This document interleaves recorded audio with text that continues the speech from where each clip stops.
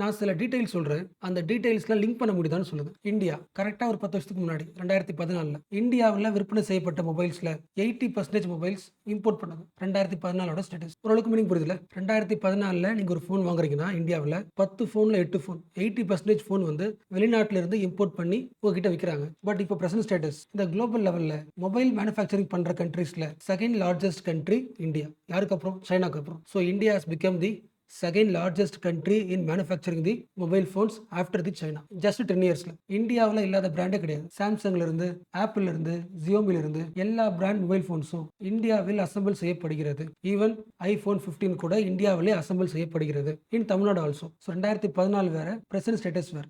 So இந்த காலகட்டத்தில் நீ ஏதாவது ஒரு கடையில் போயிட்டு ஒரு ஃபோன் வாங்குறீங்கன்னா கண்டிப்பாக அந்த ஃபோனுக்கு பின்னாடி மேட் இன் இந்தியான்னு போட்டிருக்கும். என்ன ரீசன்? ஸோ இம்போர்ட்டராக இருந்த கண்ட்ரி என்னவா மாறி இருக்கு? செகண்ட் லார்ஜஸ்ட் ப்ரொடியூசராக மாறி இருக்குல்ல. ஸோ பயங்கரமான ஒரு எக்கனாமிக் டிரான்ஸ்ஃபார்மேஷன். இது ஒன்று. அதே 2014 அந்த காலகட்டத்தில் 10 வருஷத்துக்கு முன்னாடி நம்ம ரியல் லைஃப்ல அவ்வளோ டெக்னாலஜிக்கல் பயன்படுத்திருக்க மாட்டோம். இந்தியா வந்து ஒரு டெக்னாலஜிக்கல் கண்ட்ரி அந்த லெவலில் பேர் இருக்காது. பட் அடுத்த 10 வருஷத்துல பிரசன்ட் டைம்ல சேட்டலைட், ட்ரோன்ஸ், ஸ்பேஸ் டெக்னாலஜி, ஹெல்த்ல முக்கியமா கேன்சர் டயக்னோஸ்டிக் டெக்னாலஜி பேஸ் பண்ணி டயக்னோஸ் பண்றது. So what is the conclusion? டெக்னாலஜில வீக்கா இருந்த ஒரு கண்ட்ரி மூனோட சவுத் போல்ல லேண்ட் பண்ற அளவுக்கு செம ஸ்ட்ராங் ஆயிடுச்சு. ஸோ லாஸ்ட் 10 இயர்ஸ்ல எக்கனாமிக்கலி எப்படி டிரான்ஸ்ஃபார்ம் ஆனமோ சிமிலர்லி டெக்னாலஜிக்கல் டிரான்ஸ்ஃபார்மேஷன் நடந்திருக்கு. அண்ட் இன்னொரு முக்கியமான பாயிண்ட், இந்தியாவுக்கு ஏதாவது வெப்பன்ஸ் தேவைப்படுதுன்னா we mostly buy from Russia, இல்லனா இஸ்ரேல், இல்லனா பிரான்ஸ். ஸோ இந்தியா வச்சிருந்த most of the weapons will be bought from some other country. 2014 status. But present டைம்ல இந்த 10 இயர்ஸோட எண்ட்ல இந்தியா 65+ கண்ட்ரீஸ்க்கு அது உருவாக்குன ஆர்ம்ஸை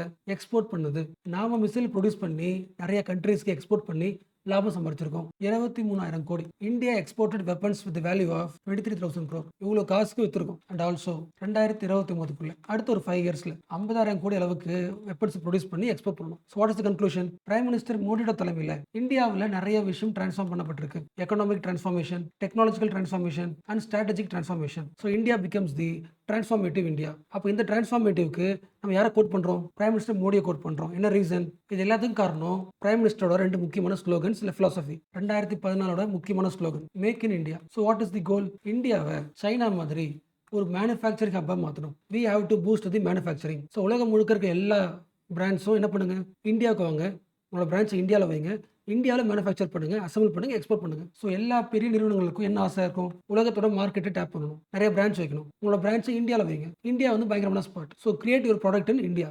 நீங்க இந்தியாவில் மேனுஃபேக்சர் பண்ற மாதிரி இந்தியாவோட ஈகோ சிஸ்டம், மேனுஃபேக்சரிங் ஈகோ சிஸ்டத்தை ஈஸி ஆகிரும். ஸோ உலகம் முழுக்க இருக்கிற எல்லா டாப் கம்பெனிஸும் ஈஸியாக இன்வெஸ்ட் பண்ற மாதிரி, பிசினஸ் ஆரம்பிக்கிற மாதிரி இந்தியாவோட சிஸ்டத்தை மாற்ற போறோம். ஸ்ட்ரக்சரலாக நிறைய சேஞ்ச் பண்ண போறோம். விச் மீன்ஸ் உங்களோட பிசினஸ் ப்ராசஸ் வந்து இந்தியாவில் ஆரம்பிச்சிங்கன்னா ரொம்ப ஈஸியாக இருக்கும். இந்தியாவில் இன்வெஸ்ட் பண்ற மெத்தட் இருக்குல்ல, ப்ராசஸ் அது ரொம்ப சிம்பிளிஃபை ஆக்கப்படும். அது மட்டும் இல்லாமல் யாரெல்லாம் இந்தியாவில் முக்கியமாக டொமஸ்டிக் கம்பெனிஸ் மேனுஃபேக்சர் பண்றதுக்கு இண்டஸ்ட்ரி வைக்கிறீங்களோ உங்களுக்கு ப்ரொடக்ஷன் லிங்க்டு இன்சென்டிவ்ஸ் கொடுக்கப்படும். ப்ரொடியூஸ் பண்றவங்க எல்லாருக்குமே, அதாவது நீங்கள் ப்ரொடியூஸ் பண்ணுற பொருள் வந்து உள்நாட்டிலையும் தேவை இருக்குது, எக்ஸ்போர்ட்டும் பண்ண போகிறீங்க அப்படின்னா உங்கள் ப்ரொடக்ஷனுக்கு, உங்கள் பொருளுக்கு கவர்மெண்ட் என்ன பண்ணும்? இன்சென்டிவ் கொடுக்கும். உங்கள் ப்ரொடக்ஷன் காஸ்ட்டை கவர்மெண்ட் என்ன பண்ணும்? கொஞ்சம் கம்மி பண்ணும், ஹெல்ப் பண்ணும். Production linked incentive.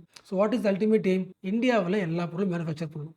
அதுக்கான ஈகோ சிஸ்டத்தை உருவாக்குறோம். ஸோ இதனால இந்தியாவுக்கு அட்வான்டேஜ் எனக்கு தெரிஞ்சது தான். நேற்று வரைக்கும் ஒரு இண்டஸ்ட்ரி இல்லை, பட் இப்போ இந்தியாவில் நிறைய ஸ்டார்ட் அப்ஸ் உருவாகும். என்ன ரீசன்? கவர்மெண்ட் இன்சென்டிவ் கொடுக்குது, நிறைய பொருள் உற்பத்தி பண்ண போகிறோம். ஃபாரின் கம்பெனிஸும் வந்து பிரான்ச் ஓப்பன் பண்ண போகிறாங்க. அப்போ நீங்கள் ஒரு ஃப்ரெஷ் இன்ஜினியர்னா உங்களுக்கு ஜாப் ஆப்பர்ச்சுனிட்டி நிறைய கிடைக்கும். நிறைய கம்பெனிஸ், நிறைய இண்டஸ்ட்ரீஸ்னா நிறைய ஒர்க் இருக்கு. எல்லா ஊர்லேயுமே ஃபேக்ட்ரி வந்துடும். லோக்கல் எம்ப்ளாய்மெண்ட் அதிகமாகும், மைக்ரேஷன் குறையும். யோசிக்க முடியுதா?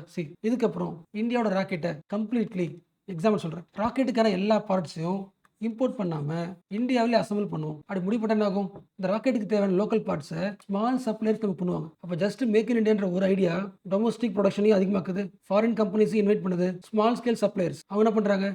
ஒரு பெரிய ப்ரொடக்ஷனுக்கு ஹெல்ப்ஃபுல்லாக இருக்காங்க. ஸோ ஒட்டுமொத்த இந்தியன் எக்கானமி ரீஷேப் பண்ணுதுல. அண்ட் இது கூடவே இன்னொரு முக்கியமான பிலாசபி, மேக் இன் இந்தியா எவ்வளோ மோஸ்ட் இம்பார்ட்டன்ட்டோ சேம் லைக் தட் ஆத்ம நிர்பர் பாரத். எனக்கு தெரிஞ்சது தான். சில பேருக்கு டிஃபரன்ஸ் புரியாது, அதனால சொல்லிடுறேன். ஃபர்ஸ்ட் பாயிண்ட், மேக் இன் இந்தியாவோட மெயின் எய்ம் என்ன? இந்தியாவில் மேனுஃபேக்சரிங் அதிகமாகும். Same like China. சைனா எப்படி எல்லா பொருளும் ப்ரொடியூஸ் பண்ணி எக்ஸ்போர்ட் பண்ணுதோ, சிமிலர்லி இந்தியா என்ன பண்ணும்? உலகத்துக்கு தேவையான எல்லா பொருளையும் இங்கே மேனுஃபேக்சர் பண்ணி எக்ஸ்போர்ட் பண்ணணும். அப்படி எக்ஸ்போர்ட் பண்ணால், மேனுஃபேக்சர் பண்ணால் எம்ப்ளாய்மெண்ட் அதிகமாகும். இதான் மெயின் பிலாசபி. பட் ஆத்ம நிர்பர் பாரத் வந்து இன்னும் கொஞ்சம் எக்ஸ்பான்ஷன். இதோட எக்ஸ்டென்ஷன் ரொம்ப சிம்பிளா சொல்லணும்னா, உங்க லைஃப்க்கு எது மோஸ்ட் கிரிட்டிக்கல்? ஜாப் தானே. ஜாப்னு சொல்லலாம், இன்கம் வச்சுக்கலாமா? நீங்க சம்பளம் வாங்குறீங்க.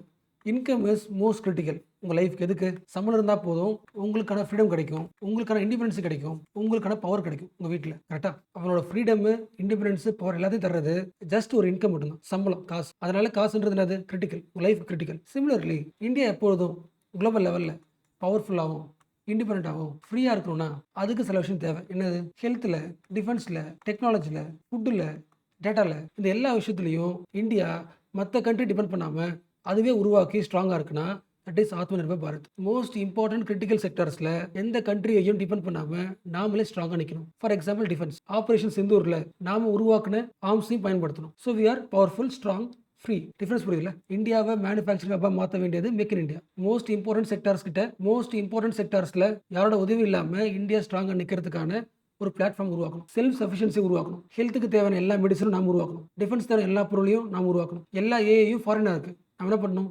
டொமஸ்டிக்காக உருவாக்கணும். செல்ஃப் சஃபிஷியன்சி கண்ட்ரி உருவாக்கணும். இது 2014, இது 2020 தானே? எஸ். அண்ட் ஆல்சோ ரீசெண்ட் டைமில் கிரிட்டிக்கல் செக்டரோட டெஃபினேஷன் எக்ஸ்பேண்ட் ஆயிருக்கு. ஹெல்த்து, டிஃபென்ஸ் இது மட்டும் இல்லாமல் கிரிட்டிக்கல் செக்டர்னாலே இப்போ பேசப்படுறது இது ஆர்டிஃபிஷியல் இன்டெலிஜென்ஸ். என்ன ரீசன்? வாரில், ஹெல்த் கேரில், பேங்கிங்கில், எஜுகேஷனில் எல்லாத்துலேயும் ஏஐ வந்துருச்சு. அப்போ ஒரு விஷயத்தை ஸ்மார்ட்டாக பண்ணணும்னா ஏஐ முக்கியம். பட் நாம எந்த ஏஐ யூஸ் பண்ணிட்டு இருக்கோம்? Foreign AI, chat GPT, face recognition, algorithm எல்லாமே ஃபாரின் ஓன்டு கம்பெனிஸ். அப்போ கிரிட்டிக்கல் செக்டரில் இந்தியா என்ன எப்படி இருக்கு? இன்னும் வீக்காக இருக்குது. இதை இம்ப்ரூவ் பண்ணணும். எப்படி இம்ப்ரூவ் பண்ணலாம்? சில ஸ்டெப்ஸ். நீங்கள் பாஷினி பார்த்துருப்பீங்களா? பாஷினின்றது ஒரு ஆப். அந்த ஆப்பில் என்ன பண்ணலாம்? உங்களுக்கு தேவையான லாங்குவேஜில் ரியல் டைமில் மாற்றிக்க முடியும். இங்கிலீஷில் பேசிட்டு தமிழில் கேட்கலாம், தமிழில் மாற்றிட்டு இங்கிலீஷில் கேட்கலாம். AI for Indian languages in real time. அடுத்து சாட் ஜிபிடி மாதிரி ஒரு லார்ஜ் லாங்குவேஜ் மாடலை உருவாக்கிட்டு இருக்கோம், சர்வம் ஏஐ. ஸோ ஏஐல ஃபோக்கஸ் பண்ணுறோம். Plus most important thing quantum கம்ப்யூட்டிங்கில் ஃபோக்கஸ் பண்ணுறோம், பண்ணிட்டு இருக்கோம். சரி, நம்ம என்ன பண்ணுறோம் புரியுதா? ரொம்ப சிம்பிளாக சொல்லணும்னா கடந்து வந்த பாதை. இன்னைக்கு லீட் ஆர்டிக்கல் அதை பற்றி தான் பேசுது. And operation that was also about A self reliant India. India யாரையும் டிபெண்ட் பண்ணாமல் எப்படி ஸ்ட்ராங்காக செல்ஃப் ரிலையண்ட்டாக மாறிட்டு இருக்கு. கடந்து வந்த பாதைகள் மேக் இன் இந்தியா, ஆத்ம நிர்பர் பாரத். அப்போ அந்த செல்ஃப் ரிலையன்ட் ட்ரீமை நம்ம உருவாக்கணும்னா எது முக்கியம்? கிரிட்டிக்கல் செக்டர்ஸ் முக்கியம். அதில் குவாண்டம் கம்ப்யூட்டிங் முக்கியம். இது ஏன் முக்கியமாகுது? நார்மல் கம்ப்யூட்டர் ஃபார் எக்ஸாம்பிள் ஒரு 100 பாஸ்வேர்டு இருக்குன்னா ஒவ்வொரு பாஸ்வேர்டாக என்ன பண்ணும்? அனலைஸ் பண்ணி பிரேக் பண்ணலாம். பட் குவாண்டம் கம்ப்யூட்டிங் 100 பாஸ்வேர்டையும் ஒரே டைம் பிரேக் பண்ணுறோம். என்ன ஆகுது? ப்ராசஸ் ஃபாஸ்ட் ஆகுது. அப்போ ப்ராசஸ் ஃபாஸ்ட் ஆகுதுன்னா ரிசர்ச் ஃபாஸ்ட்டாக இருக்கும். ரிசர்ச் ஃபாஸ்ட் ஆகுதுன்னா ஹெல்த் டயக்னோஸ்டிக் ஃபாஸ்ட்டாக இருக்கும். வாரில் நம்ம ஸ்பீட் எப்படி இருக்கும்? ஃபாஸ்ட்டாக இருக்கும். குவாண்டம் கம்ப்யூட்டிங் அண்ட் இது கூடவே பயோடெக்னாலஜி, ஜீன் எடிட்டிங்லாம் பார்த்தோம்ல, ஜீன் மாடிஃபிகேஷன், ஜீன் எடிட்டிங்லாம் பார்க்குறோம்ல. Important critical sectors. So artificial intelligence, quantum computing, biotechnology, space systems, space technology, இந்த 4 தான் முக்கியமான critical sectors with including health, defence எல்லாம் சேர்த்து. ஸோ இதில் ஸ்ட்ராங் ஆகிட்டா இந்தியா பிகம் செல்ஃப் ரிலையன்ட். ஓகேவா? ஸோ அகைன் ஃபிலாசபி வரலாம். Make in India plus Atma Nirbhar Bharat, இது ரெண்டும் எப்போ அச்சீவ் பண்ணுறோமோ அப்போ இந்தியா என்ன மாறிடும்? விக்சித் பாரட்டாக மாறிடும், டெவலப்டு இந்தியா மாறிடும். ஸோ டெவலப்டு இந்தியாவோட ஃபிலாசபி தான் India must become the export country, India must become the manufacture cap. அது கூடவே செல்ஃப் ரிலையண்ட்டாக மாறணும். இதில் கிரிட்டிக்கல் செக்டர்ஸில் டிஃபென்ஸு, ஸ்பேஸு, ஏஐ இது எல்லாத்துலேயுமே இந்தியா மற்ற யாரும் டிபெண்ட் பண்ணாமல் செல்ஃப் சஃபிஷியண்ட்டாக மாறணும். ஓரளவுக்கு புரியுதுல? அதுக்கு ஒரு பெஸ்ட் எக்ஸாம்பிள் இன்னைக்கு ஃப்ரண்ட் பேஜ் நியூஸில் ஹெட்டிங் பார்த்துருப்பீங்களா?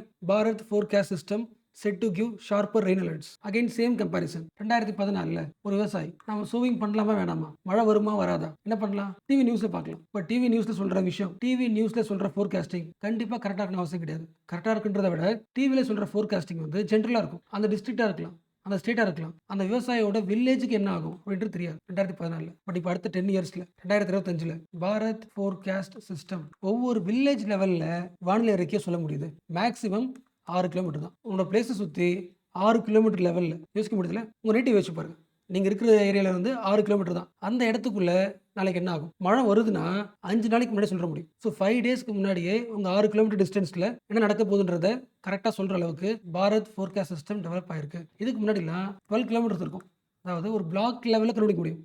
பட் இப்போ வில்லேஜ் லெவலில் கண்டுபிடிக்க முடியுது. ப்ரெசிஷன் ஸ்ட்ராங் ஆயிருக்கு. உருவாக்குனது யாரு?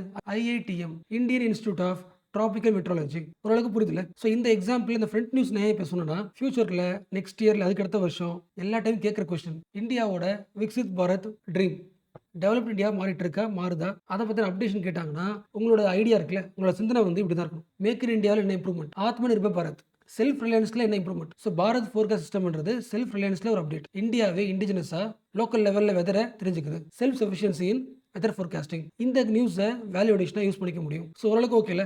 இந்த ஆர்டிகளோட ஆல்மோஸ்ட் ஃபுல் தீவி முடிச்சிட்டேன். பட் சில கீவேர்ட்ஸ் இருக்கு. பட் அது எல்லாமே செல்ஃப் எக்ஸ்பிளேட்டரி. நான் நோட்ஸாக கொடுக்குறேன், அதை படிச்சாலே உங்களுக்கு புரிஞ்சிடும்.